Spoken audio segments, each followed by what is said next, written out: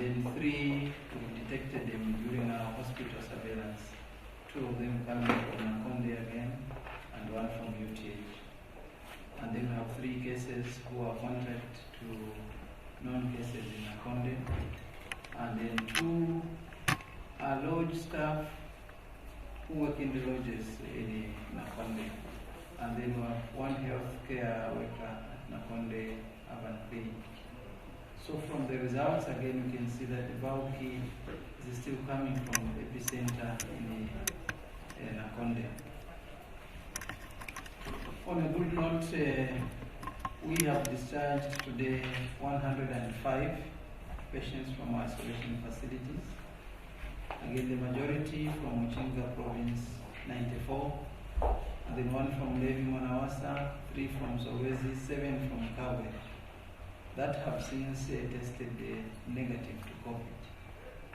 So the cumulative number of cases is now 866 and includes 7 deaths and 302 recoveries. So we continue to monitor persons at the very high risk, and today those we had put under mandatory quarantine will finish 14 days. I wish to report that we have 4,496 cumulative who have gone through the 14 days mandatory quarantine. Globally, we have made another landmark in that today we have surpassed 5 million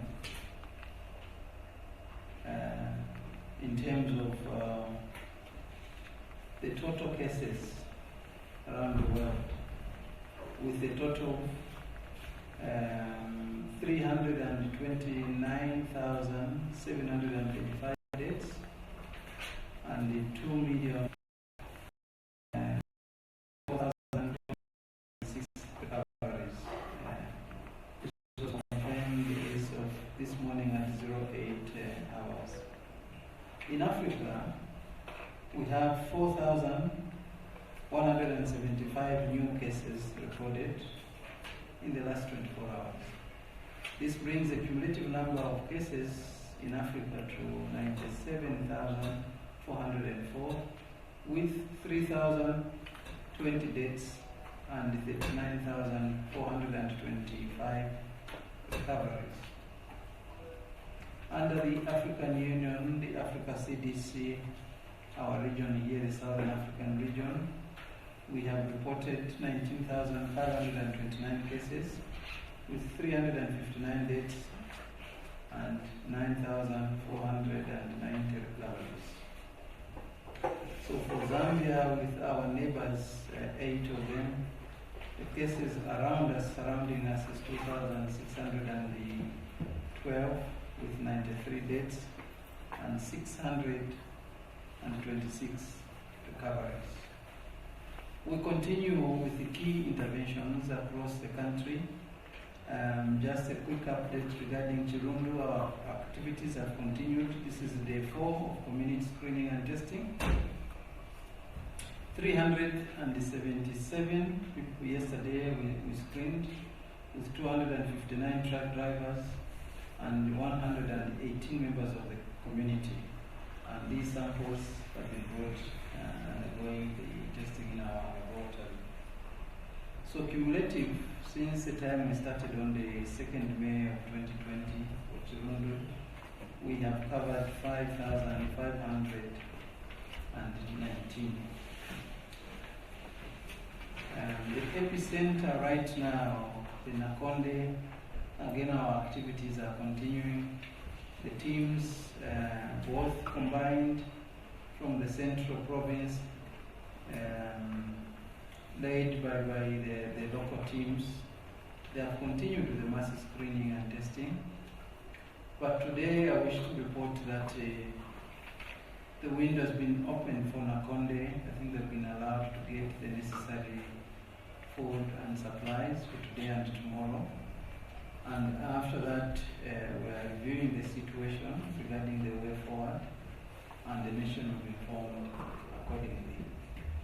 but the routine testing, all the routine activities, disinfecting, those are continuing. But we have allowed, I think, for the community to come out and be able to get the essentials. Also, I wish to report that the model we are using for Nakonde, looking at the big numbers to ensure that we isolate people in their homes, but follow them through one of our partners. We have managed to mobilize 100 handheld thermal scanners, which they will be using. And this is a support which has come through the US Discover Health. So members of the press, fellow countrymen and women, again, it's a battle which requires all of us to participate, and it's important that we still adhere to the measures our head of state communicated to the nation, also what is provided for in our statutory instrument 21 and 22. And those key messages, don't get tired of hearing. You hear them from me every day. It's just a reminder that the public, we need to change.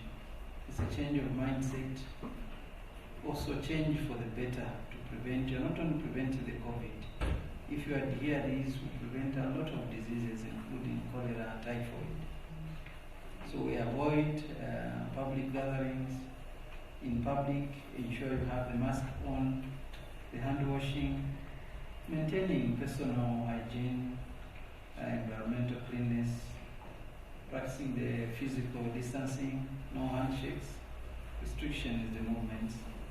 And again, appeal to the public, as we have done in the past, be on very high alert, report any of the suspected cases, and if you're not feeling well too, quickly be in touch with us so that we attend to you quickly. So as I end the update, again, I wish to recognize and thank the teams, frontline workers, who have remained very, very dedicated to the work and the results I'm sharing with you. Special recognition our colleagues in the laboratories because they work overnight so that in the morning we have the results.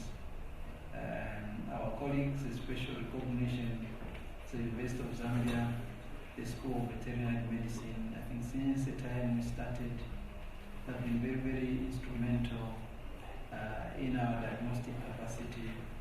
Our colleagues, of course, in UTH and our colleagues in NORA. It's a special mention because the testing, as you know, is a process. From the time we collect the samples, we have to inactivate it so that it's not infectious. Then we have to extract the DNA individual on each specimen, and you can see the numbers. And then from there, that's when we put them to run in the machine. And then it runs overnight, then we have the results in the morning. So they have been extremely good. They spend the shifts, but they're spending no weekend, and they spend quite a number of the nights in the laboratory. So I think we need to acknowledge them. And again, thank you, members of the press. I think you have helped us to reach every corner of the country. Nobody in Zambia now can say they don't know about COVID. I think continue the good work. It's a combined effort, and it's a multi-sectoral, multidisciplinary. We're very convinced that we shall win the battle if we continue adhering and working together. So thank you very much, everybody. This is the update I have for the nation. Thank you. So good afternoon, Zambia and members of the press. That is Professor Victor Konga, who is the National Public Health Director, giving us updates today. We now invite questions on the focus states of the media. So you can come to use this microphone here to allow 3 questions in the room.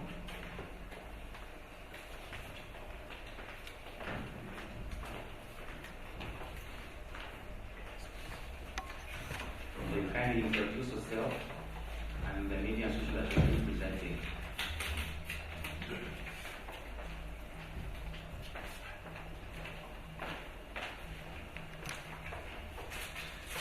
My name is Patience Papa from City TV. I only have one question. There's a call from the street kids. Those are the people that we need to take care of during this period because they are vulnerable. Most of them are complaining that the ministry has left them behind during this period, and they've not been taken care of in terms of the protective gear or in terms of feeding, because most of them have not been, most of the people have stopped giving them money because they were told to be taken out of the streets. So they're having difficulties in terms of feeding. So what measures has the ministry put in place in order to help these people? Thank you. Do you have more questions? Well, Professor, we don't seem to have questions. Allow you to respond to that question. Thank you very much. That's a very important question. Let me start by saying that this morning, well, it's a coincidence, I have my two colleagues here, the pediatricians, and I'm sure they will articulate specifically what is being done to protect the children, including the street kids. But I must state that part of the interventions we put in place is to take care of the vulnerable groups.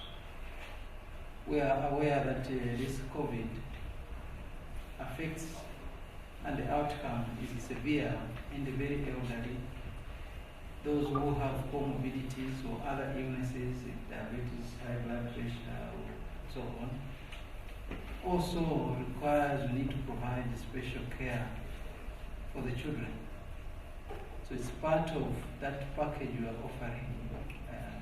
Even the services we are giving, I think, focuses a lot at that vulnerable group to ensure we don't lose any. And so far, you can see that we have managed not to lose any. We had a smaller baby, 3 months old, very, very critically ill, but my colleagues did their level best to save that child and is well. If you see the updates we have been giving you, again, you don't see much of the vulnerable group. Yes, we may not say it openly, but there are interventions specifically targeted for them. But I will allow my colleagues, I think, to comment on that in whatever order. Maybe we'll start with Patricia here.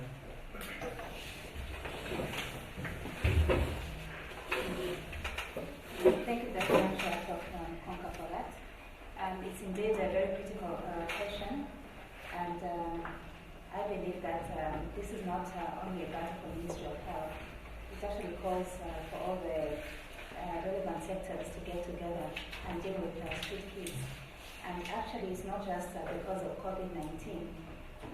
Really, no one deserves to be on the street.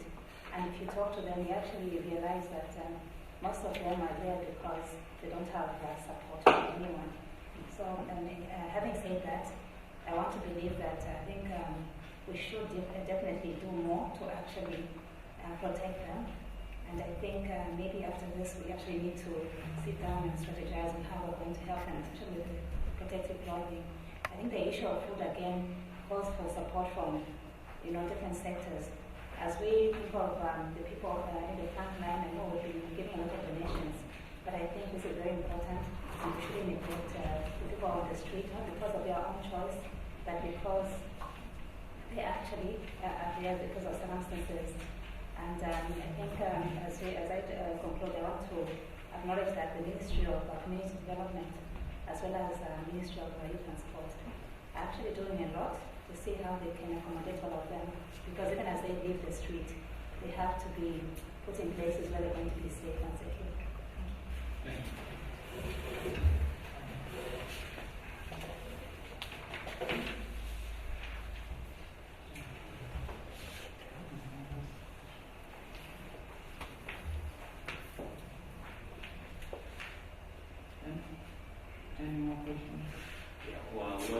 have any more questions? Can you introduce yourself and tell us a bit about your presentation? I have two questions. Some job seekers have been flogging Ministry of Health officers with some concerns such as the authenticity of the list that circulated on social media last week with names of recruited personnel and the fact that only nurses and doctors were recruited. Could you kindly comment on this? Most of them are clinical officers, physiotherapists, and midwives. My second question is I'd like some clarity on the figures of discharged patients for today and which health facilities they are from. My last question is when will mass screening and testing begin in Kazangula, Livingstone, and Sesheke? Thank you.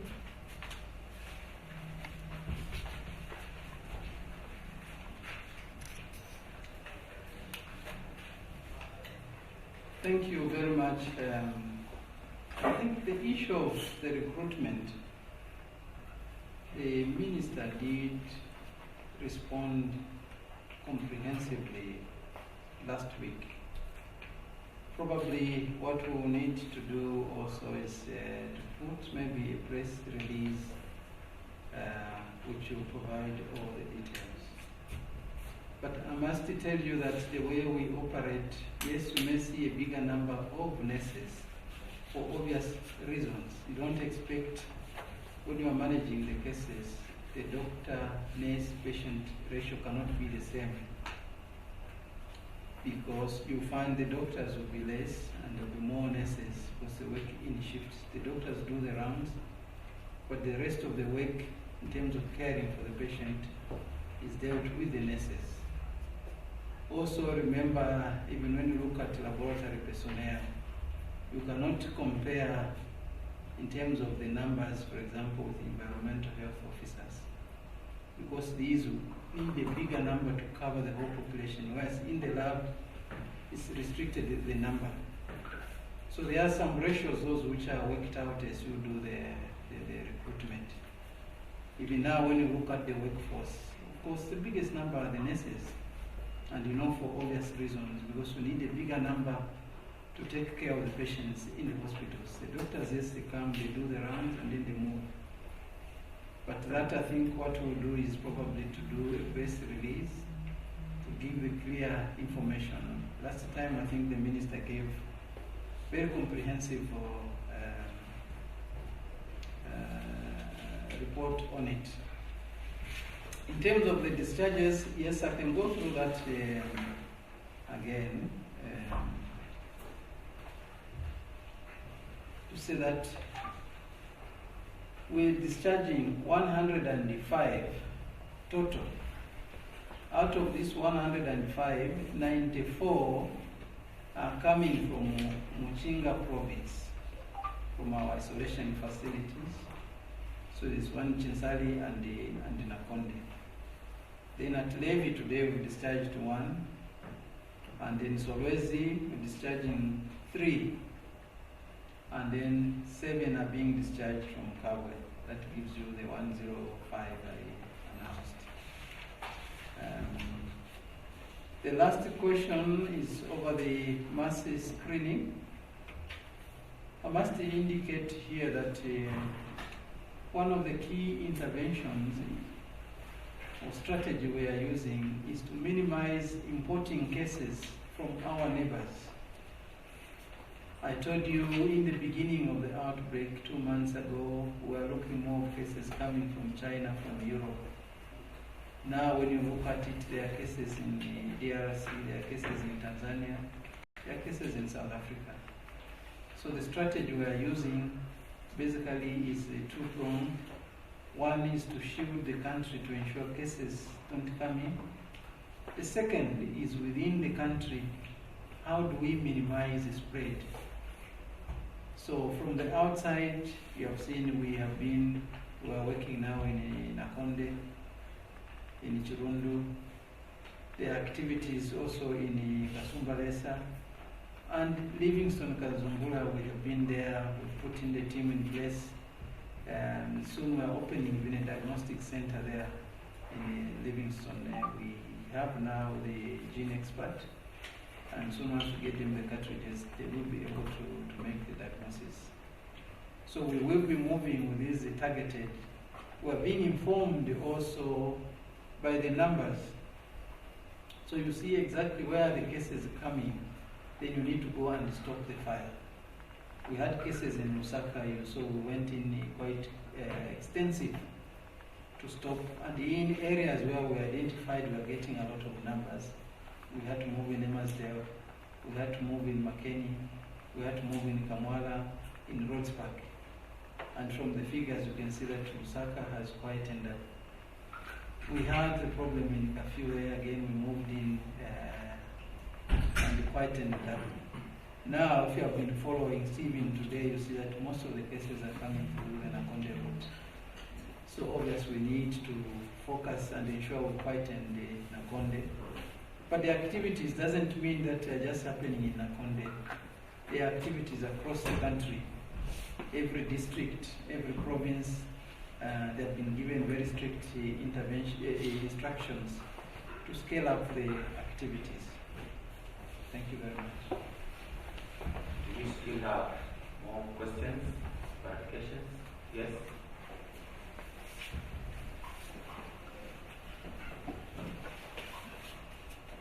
Good afternoon, Professor. With my name is Njumena from Down TV. With only about 10 days to go before examination classes, that's 7, 9, and 12 will open on the 1st of June, I would want to find out how many schools the ministry has visited, or should I say certified, to go ahead with the examinations, because I believe that there is certification before the schools can allow kids or pupils to return for school. Thank you.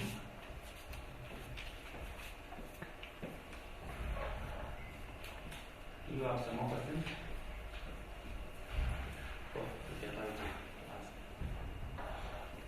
Thank you very much. Maybe I will start from my colleagues and then I will put things together.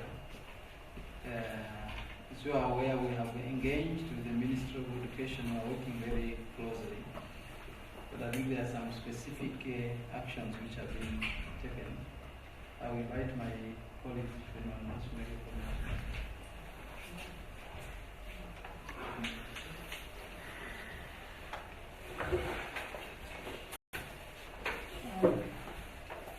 I think the exact number, I think I will give you as we get more information. But I must say that the Ministry of Health is actually working hand in hand with the Ministry of General Education. And as you heard yesterday, even the Vice President alluded to the fact that before schools open, we have to ensure that we have enough face masks for the learners. And also, I think just yesterday, I think the Secretary General for the basic schools education was actually giving an update to the fact that they also mobilized themselves to make sure that they have enough face masks for the teachers as well.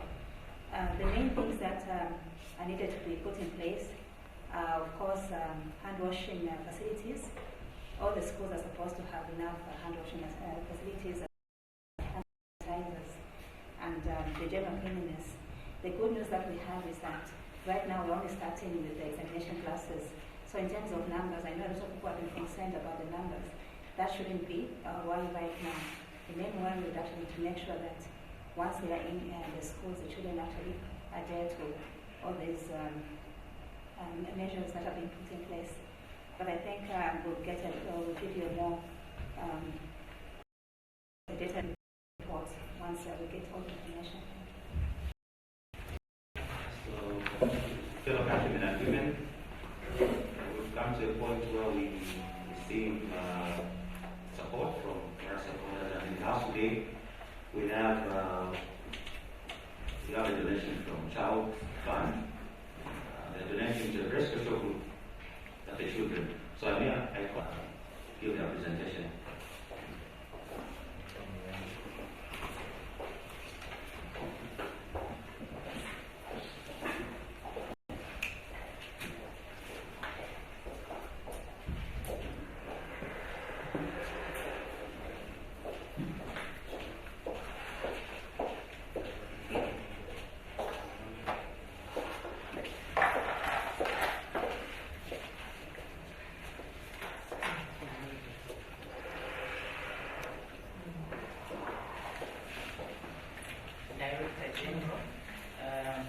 Health Institution, Professor Victor Mtonka, senior government officials present, members of the press. I also want to recognize the presence of our board member, Professor Babu, distinguished ladies and gentlemen. It is a great work of COVID-19. For child-focused organizations like Child Fund, our concern is the impact this pandemic has on children. We realize that the impact of the pandemic could be devastating, even though there may appear to be less severe symptoms and lower mortality rates than adults. While children may not be the face of this pandemic, they could be the biggest victims. That is why we commend the efforts of government to ensure that children are protected and isolation facilities open for those that are contracting the disease. Our appeal is that even as the pandemic overwhelms health systems around the country, government must ensure that children continue to receive the necessary services that ensure that children are meeting their developmental milestones. Ladies and gentlemen, this is an enormous task for government. And that is why when we were consulted and approached by Dr. Matthews and Dr. Mpetaboho, the pediatric experts, and explained how children are affected, we jumped to the occasion because that is our core intent as an organization, to ensure children are protected. And Child Fund, for your information, like everyone else that has made a contribution, we have purchased and distributed, among other materials, face masks, gloves, hand washing facilities, soap, sanitizers, water purifier tablets, and infrared thermometers.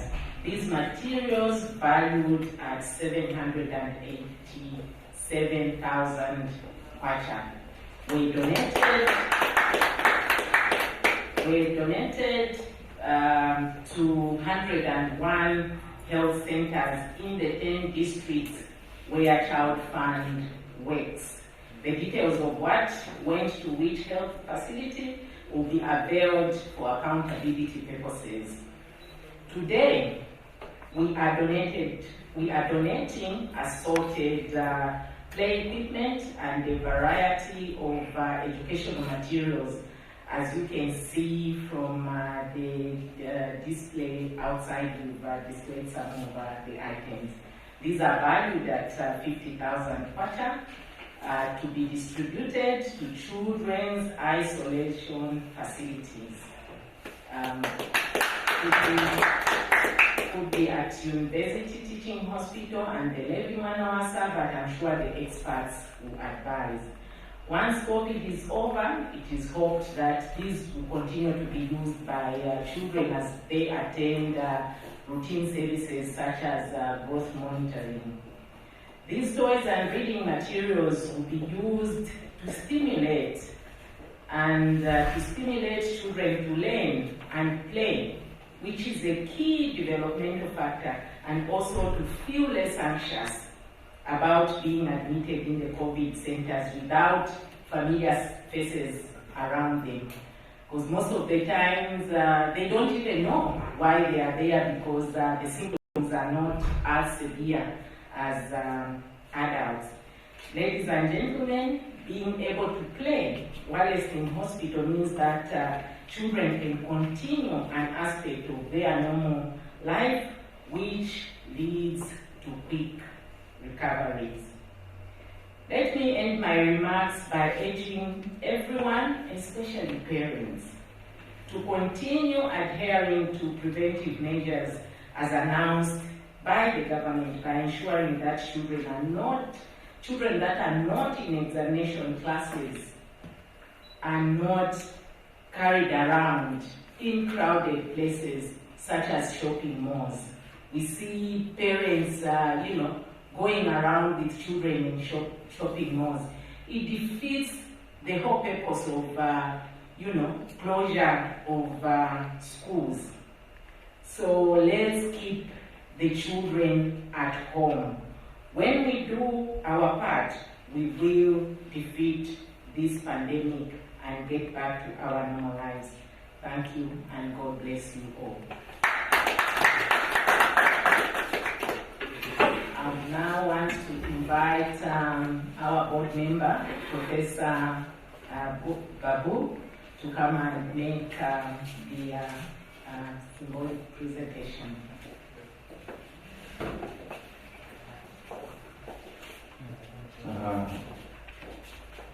Professor Mkomba, will you allow me a few words before I make it?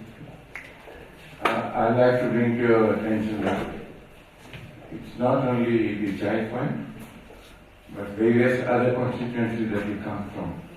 We are very, very appreciative, and we lend our full support not only to your institute, but the Minister of Health, as well as His Excellency President Chakolungu.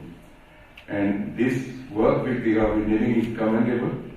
Sometime back, 2 months back, I had said people are watching you in my presentation. And today, they are watching one single factor, the number of cases that you have traced, but you have a very low mortality rate, that is of only 7. And these are not due to corona. This is purely due to underlying causes. So, it's a very tedious job, coronavirus. Yesterday also in the conference we recognized that. But you have not left the fundamental principles of prevention. And for that, really God bless you for the hard work that each one of you have put in every category. Now, on behalf of the Child Fund, I would like to bring to your attention that Child Fund believes in working hand in hand with the Ministry of Education and Ministry of Health. And through Ministry of Health and General Nursing Council, the Child Fund initiated a e-learning factor. And through e-learning, the Child Fund trains 3,000 nurses so far. And according to General Nursing Council's recent report, it is these who are doing online e-learning are the ones who are really going to working very hard and are going to be sitting for the exams. So this is what I wanted to bring to your attention. Anytime, on behalf of the Child Fund and indeed of all the board members, we are 10 of us, we are with you. Anytime any other existing incentives or support is required, we will be with you. So may I take this opportunity to hand you over the gift.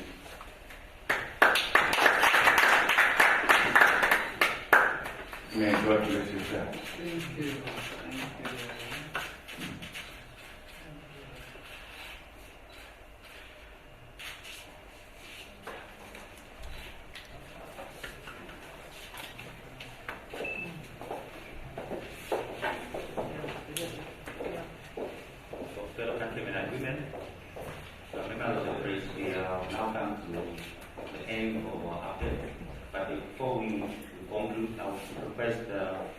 Professor Mkomba to summarize the figures that suggest people may have missed out.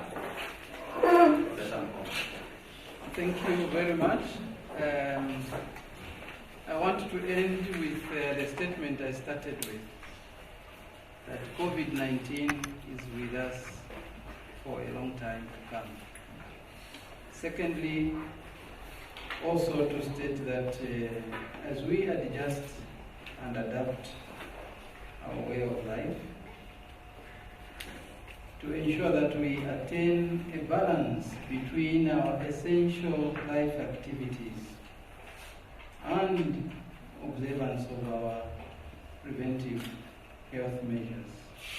So we're saying we need to go back to normal life, but within the normal life, let's take care to ensure we don't get COVID. And for us not to get COVID as we carry on our normal life is to adhere to a number of things we are giving to the public. So as of today, again to report that Zambia continues recording cases of COVID. 21 districts are affected across the country in 6 provinces. And the last 24 hours from the lab tests which have come out, we have 34 new cases of the 418 tests we did. We have discharged 105, and cumulative now we stand at 866 cases tested positive, including 7 deaths, and we have 302 recoveries. So thank you very much, and a special thank you to our strategic partners, the press. We are in this together. Let's see it until we conquer COVID. Thank you very much. Thank